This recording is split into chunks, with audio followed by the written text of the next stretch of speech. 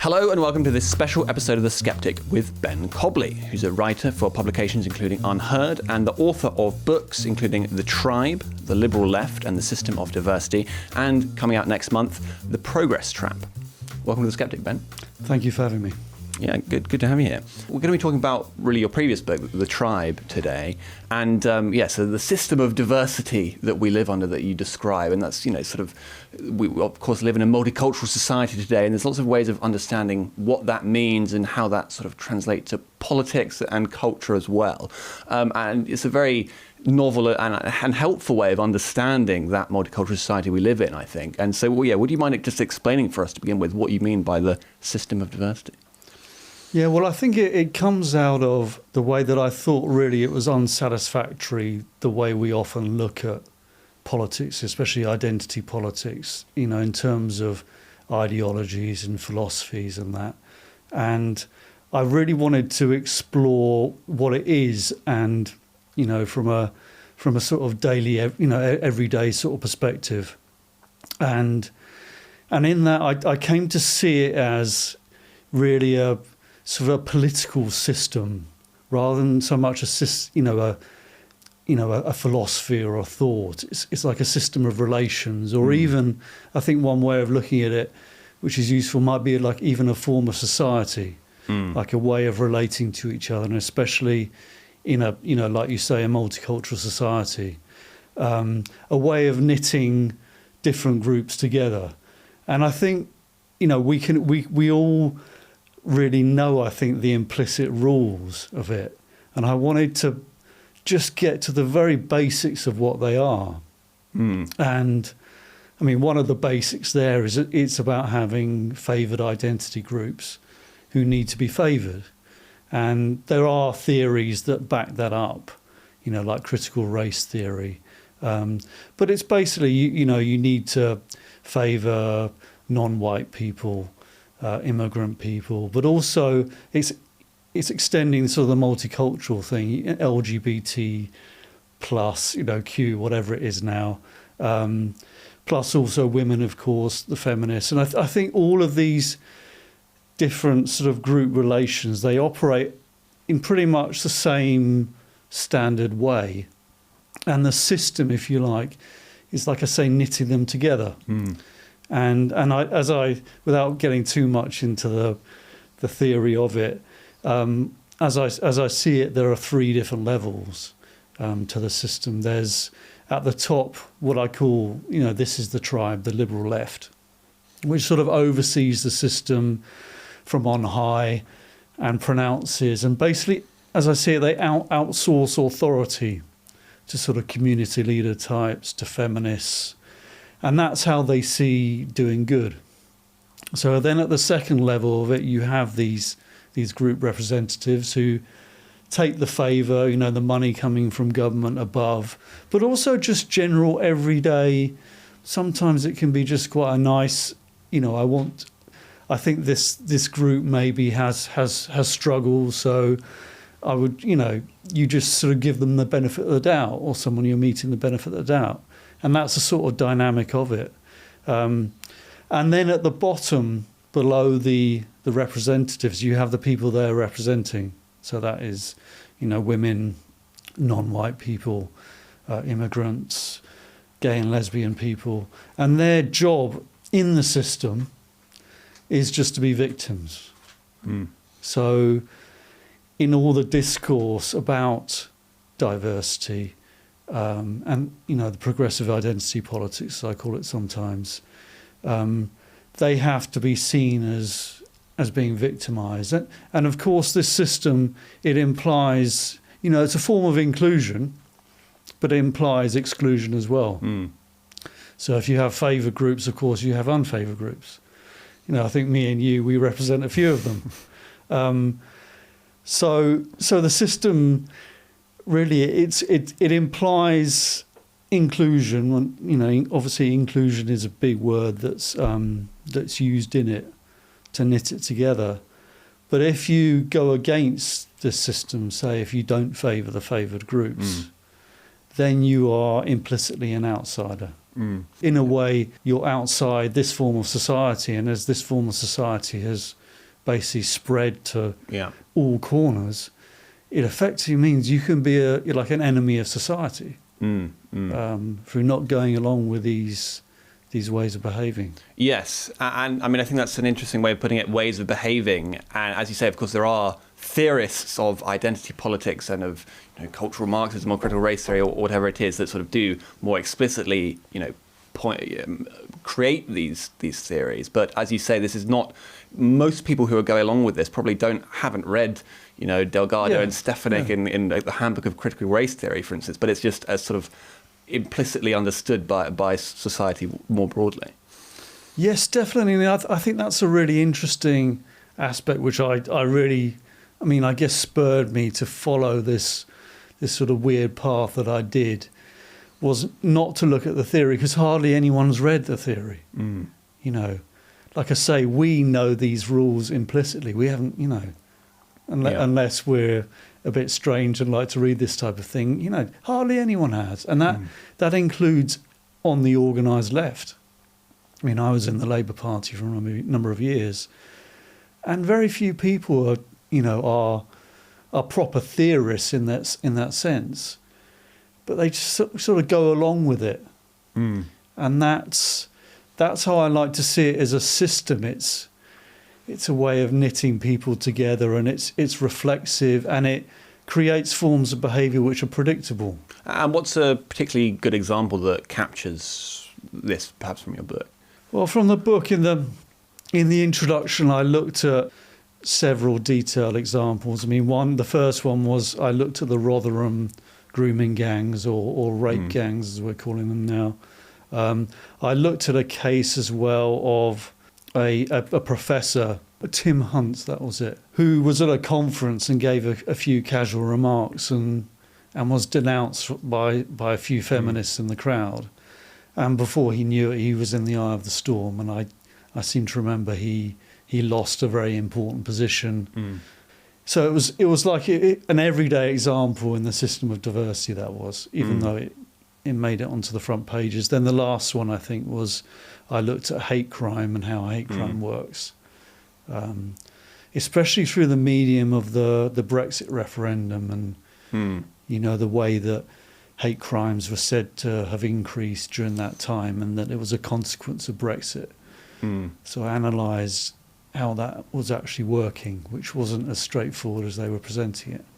Yes. Well, actually, why don't we get onto that then? I thought we might have been doing this later, but I've been doing a lot of work on hate crime as well, and that's an important point, is that, or going back to how these were originally introduced, and as well in the Macpherson report, how they were basically told by the police to be treated, is there's this idea of perception-based recording, which in layman's terms just means if someone says something is a hate crime, then it has to be recorded as one.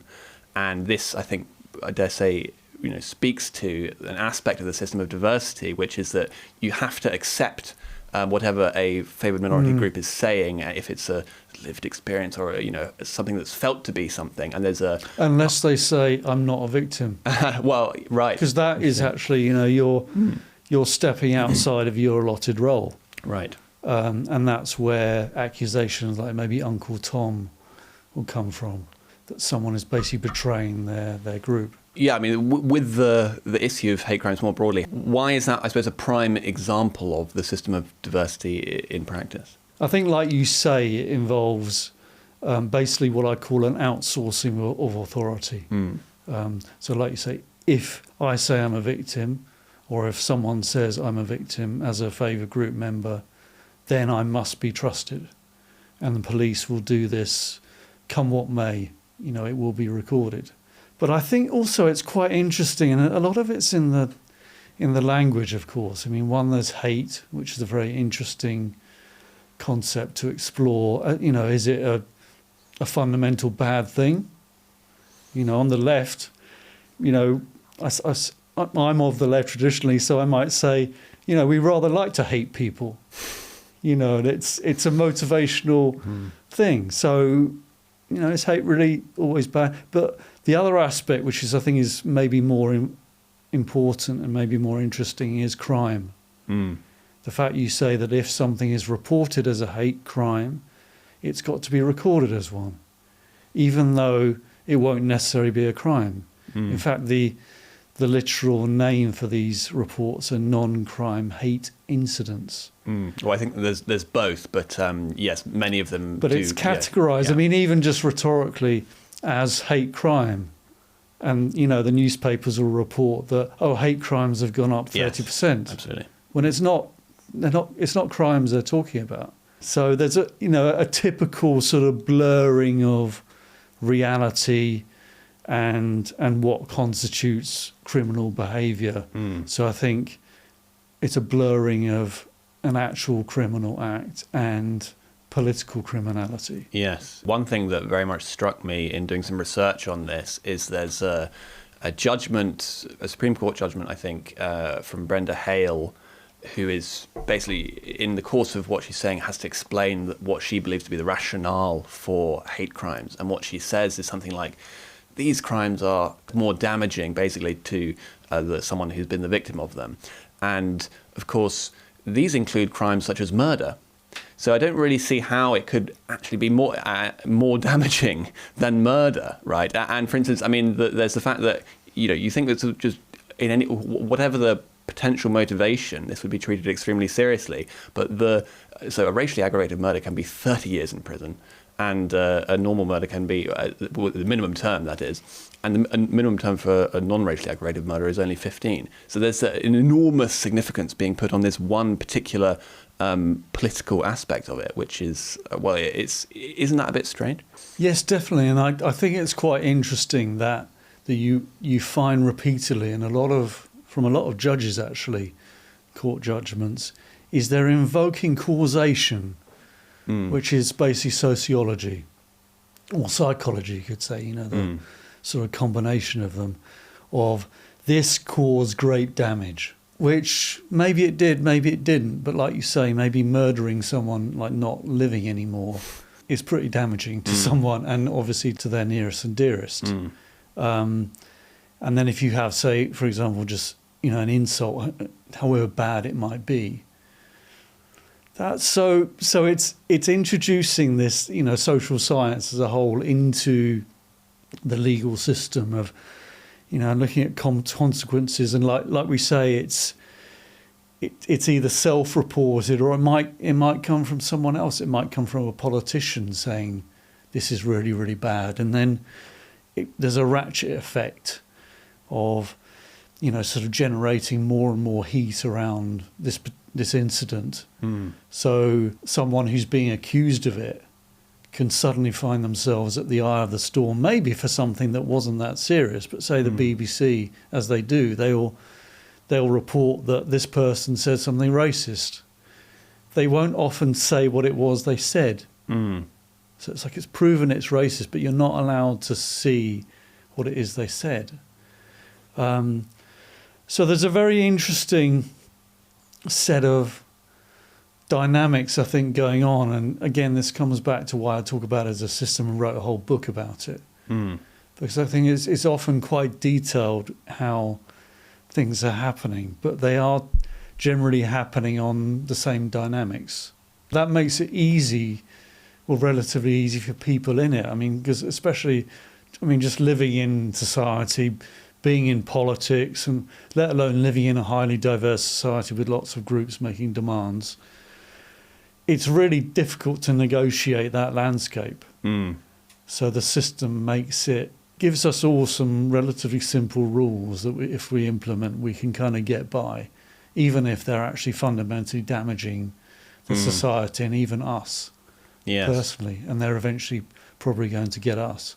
Yes, and of course one of the things that's interesting about it is that you imagine, just because of their temperament and disposition, that left-wing people on the left would generally not fall foul of the system of diversity because they already believe these things.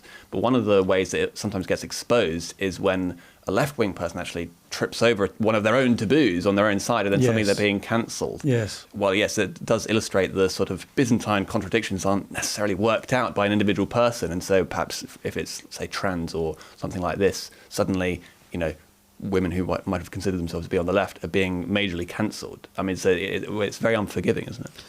Definitely. And I talk about this, I think in the book, but certainly since, as a system breakdown.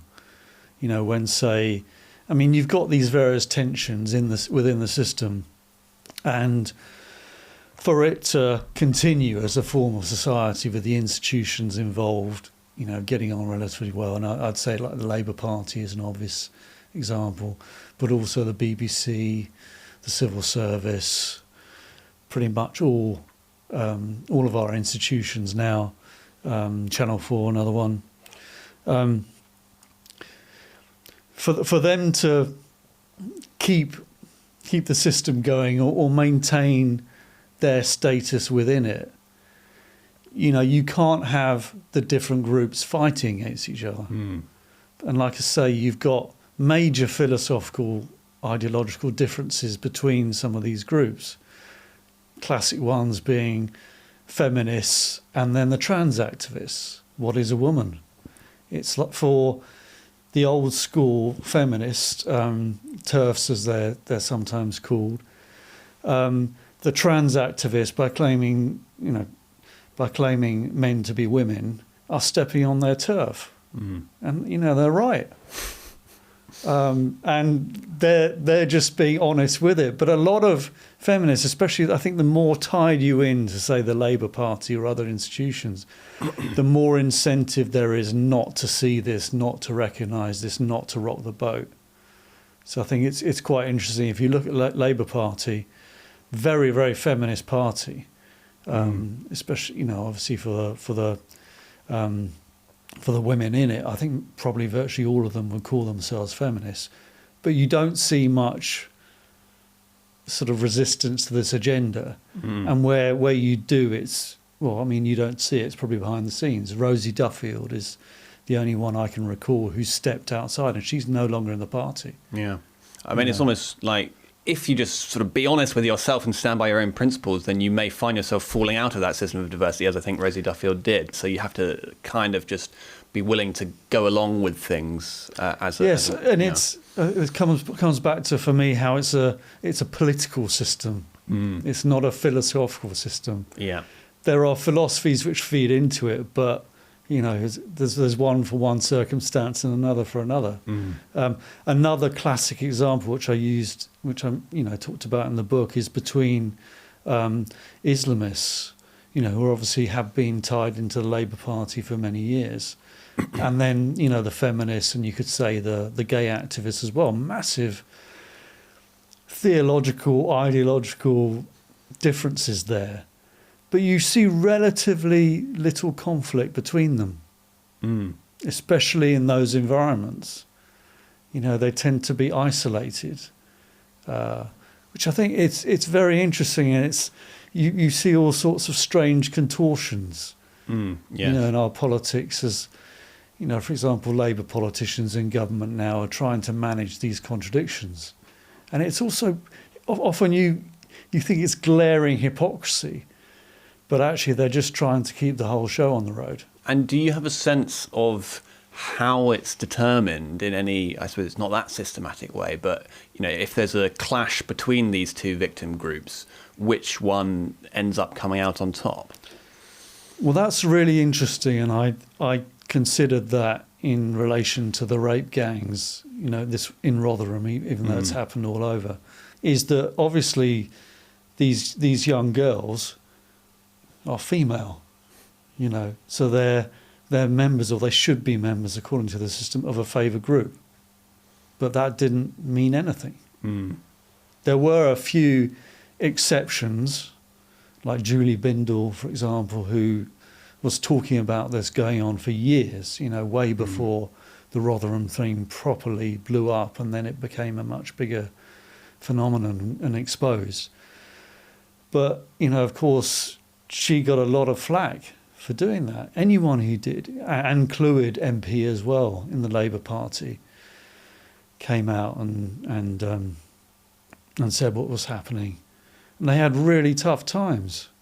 And in terms of, so in that circumstance at least, the feminist side was virtually nowhere to be seen, and the favoured group was very much the Muslims, or you could say the Islamists. And I put that down to actually in the local area, they're extremely organised, obviously through mosques and community centres, but also had organised presence in the Labour Party, on the local council through relations to the police.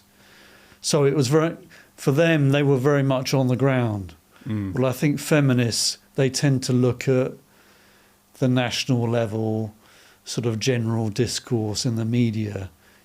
You do find local feminist groups, but they aren't so active, as it were, in local, even micro-local areas, which the Muslims are. So in terms of political clout, it was like no contest there. Right.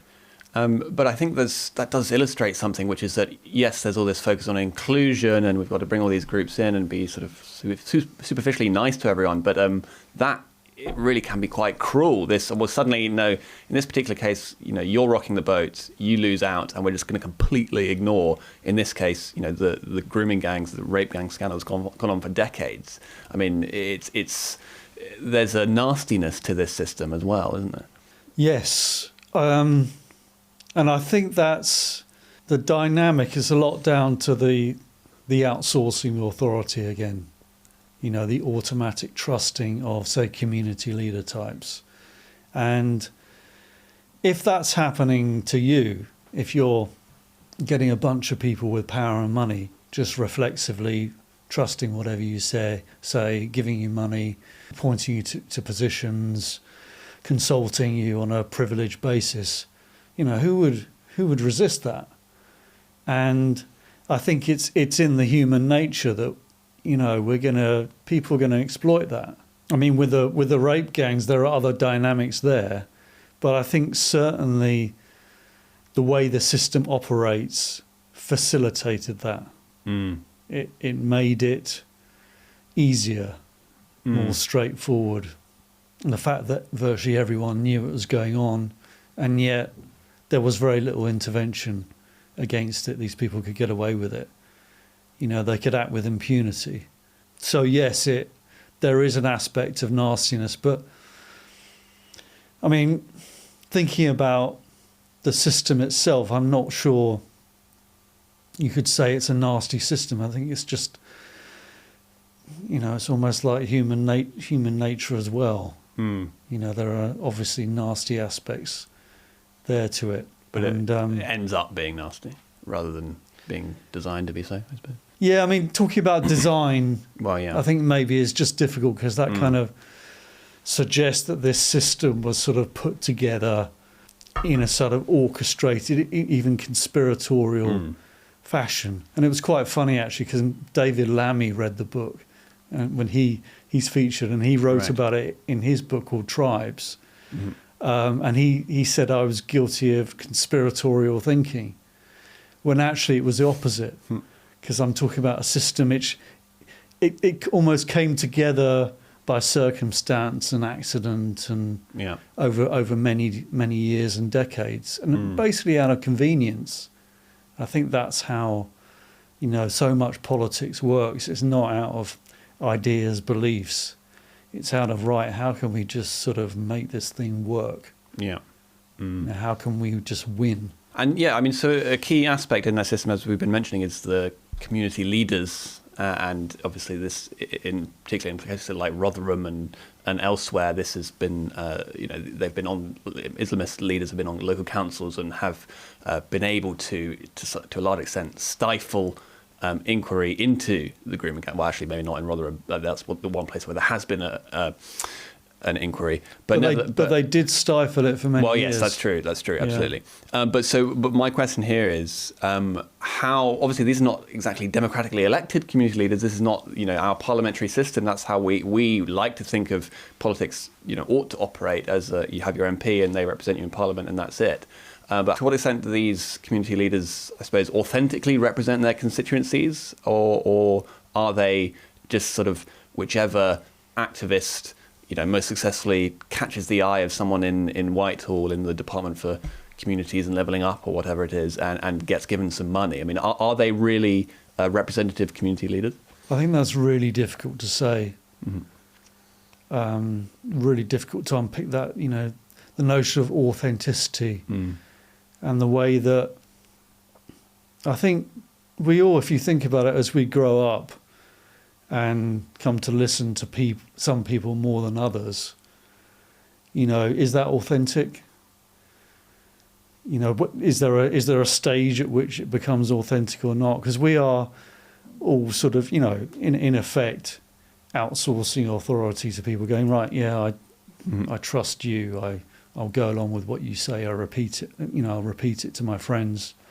So, like I said, I think it's quite difficult to sort of be honest and give a straight answer to that. Right.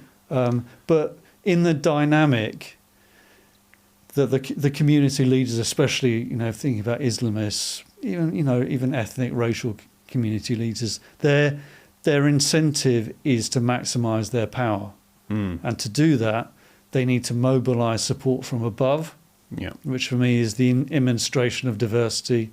The overseers. Think about generally middle class, white, sort of well-off people, outsourcing favour to them, but they also need to mobilise their group below.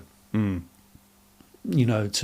show support for them, to give the right messages, to show that they're victims. So there's a constant process for these community leaders of having to up the ante and not get comfortable, for their groups not to get comfortable, right, not to be too happy, not to be too integrated. And in terms of political representation, not to be too individual. We can't have individual voters here doing what they want. No, we must have group unity. And you get this from Islamists a lot. In particular, they talk a lot about unity, and how important it is for the Ummah to be together, bringing together Muslims from all over the world. And that's very much in their interests. So then if we go back to your question about authenticity, obviously there's a level of self-interest there, very strong level of self-interest.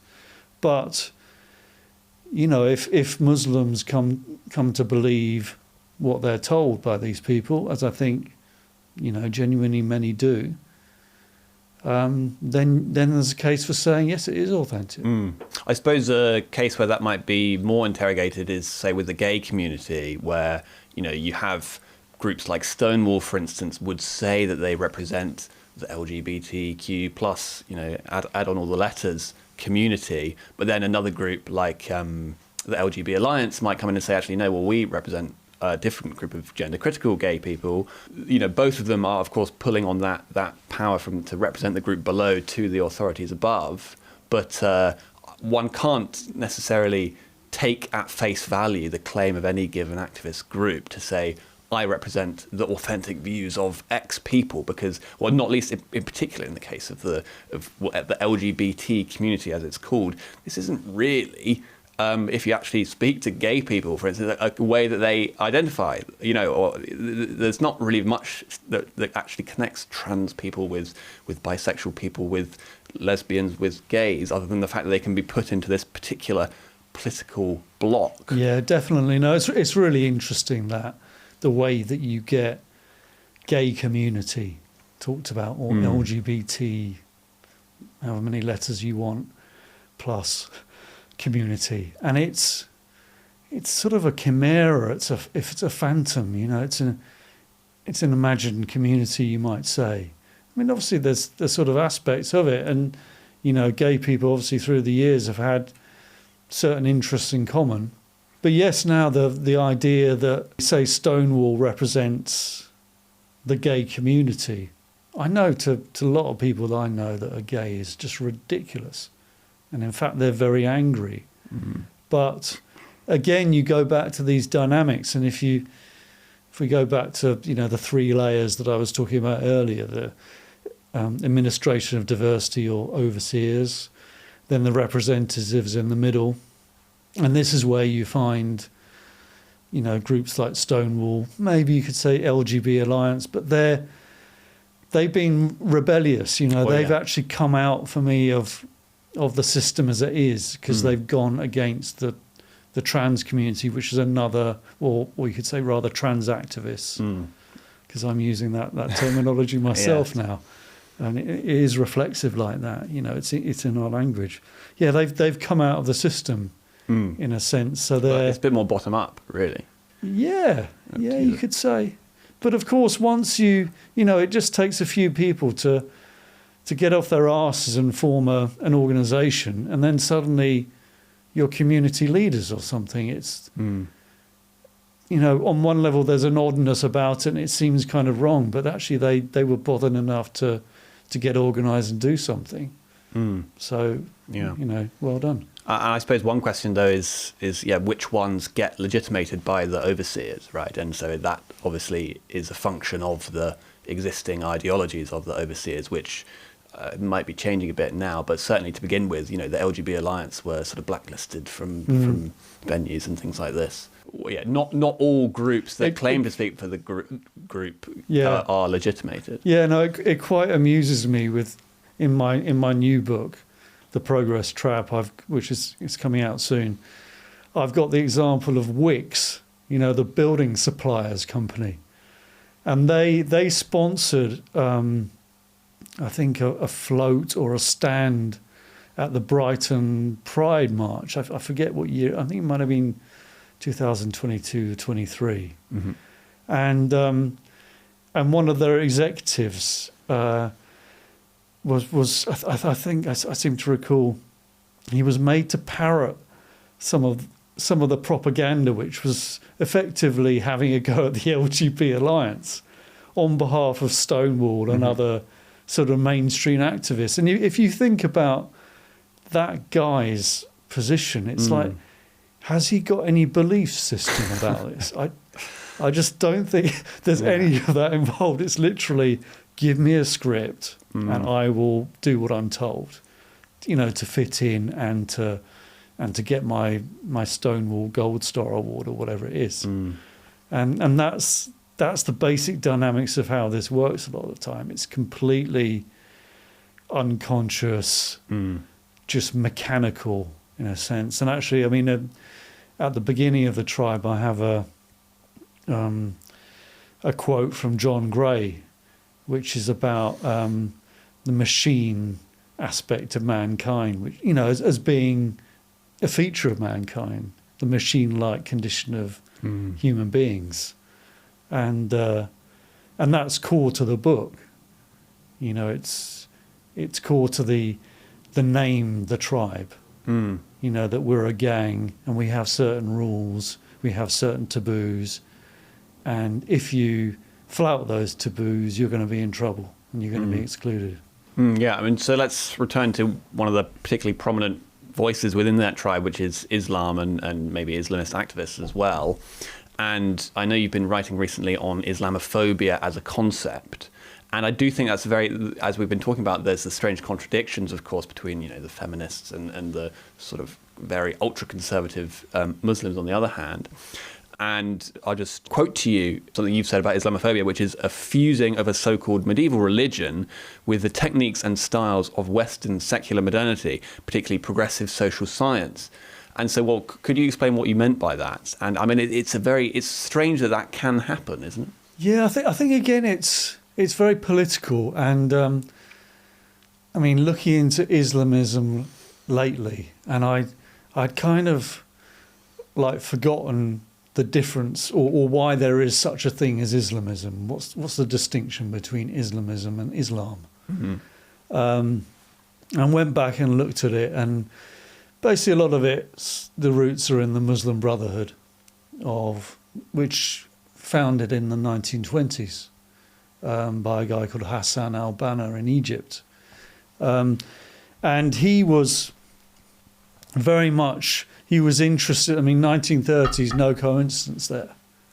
You have fascism, you have communism. And these are very successful ideologies and also political movements. And he and others were looking to pick up the lessons from these movements to build the strength of Islam. I mean, remember, this is the colonial period, and they're feeling that Islam has been very beaten down and needs to rise up and be stronger. So by talking about stronger, we're talking about politically stronger, by adopting a lot of techniques. And I see Islamophobia is a technique. It's a social technique. And in terms of the word itself, if you pick it apart on a basic level, you have Islamophobia. So that's a phobia of Islam, which is, if you think about something like arachnophobia, is irrational fear of spiders. So we have irrational fear of Islam. So here you have, like I say, a fusing of the, sort of religion of late antiquity of early medieval times, we might call it, Islam. Then with this language of phobia, which is rationality, which is, kind of scientific. And this is, Islamophobia as a word is doing, it's mobilizing that rationalistic sort of, language of secular modernity in a way. But it's doing it in order. That's the end of the free part of the podcast. If you'd like to listen to the bonus interview, you'll need to become a regular donor to the Daily Sceptic. For as little as £5 a month, not only will you be able to watch or listen to the whole podcast, you'll also be able to access articles behind our paywall and join our discussion forum on Discord, where you'll have an opportunity to discuss the latest content on the Daily Sceptic with other donors, members of the editorial team, and some of your favourite contributors. Once you've become a donor, log in to the Daily Sceptic using the same email, and you'll find a link to the premium version of the podcast on the homepage, including instructions about how to listen to it on your favourite podcasting app. Remember, you can access all this bonus content for as little as £5 a month. Just go to dailyskeptic.org/donate.